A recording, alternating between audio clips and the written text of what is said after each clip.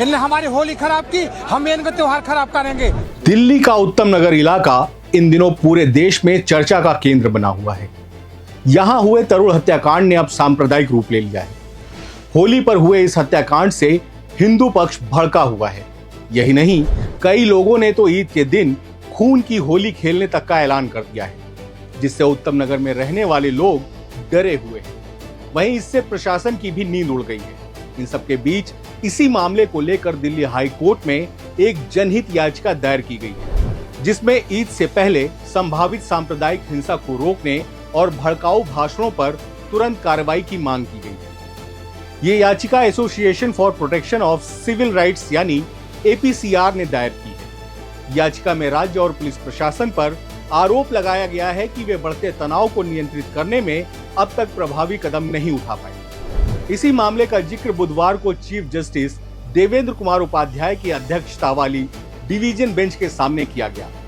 Senior advocate नित्या रामकृष्ण ने इस मामले का जिक्र करते हुए कहा कि इलाके के कुछ लोगों को ईद त्योहार के दौरान और उसके आसपास सुरक्षा को लेकर खतरा महसूस हो रहा है। उन्होंने कहा कि इलाके के कुछ लोगों को ईद के दौरान सुरक्षा को लेकर गंभीर खतरा महसूस हो रहा है।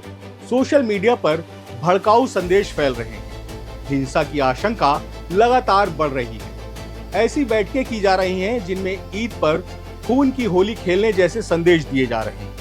याचिका के मुताबिक घटना के बाद राजधानी के कई हिस्सों, खासकर उत्तम नगर में आक्रोश रैलियां और जनसभाएं आयोजित की गईं। इनमें कथित तौर पर भड़काऊ और उत्तेजक भाषण दिए गए। एक समुदाय विशेष के खिलाफ हिंसा भड़काने की कोशिश की गई।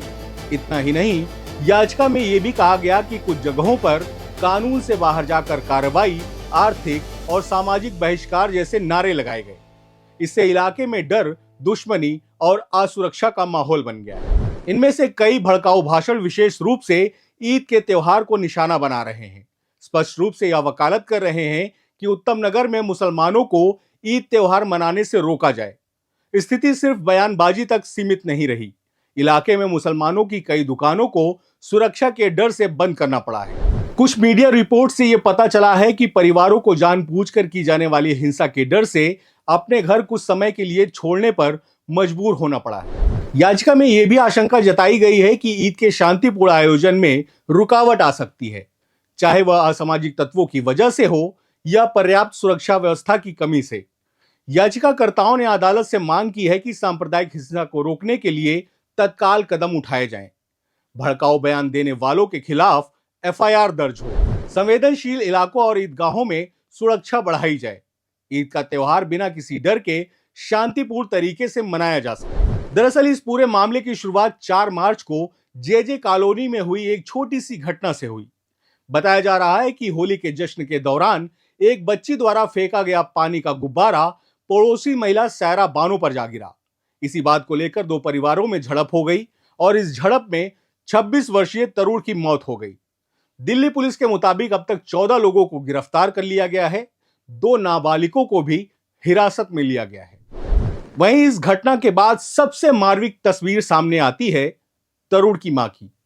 वो अपने बेटे के लिए इंसाफ मांगते हुए कहती हैं, मेरा बेटा चला गया, मैं चाहती हूं कि उसे न्याय मिले और किसी और के साथ ऐसा ना हो।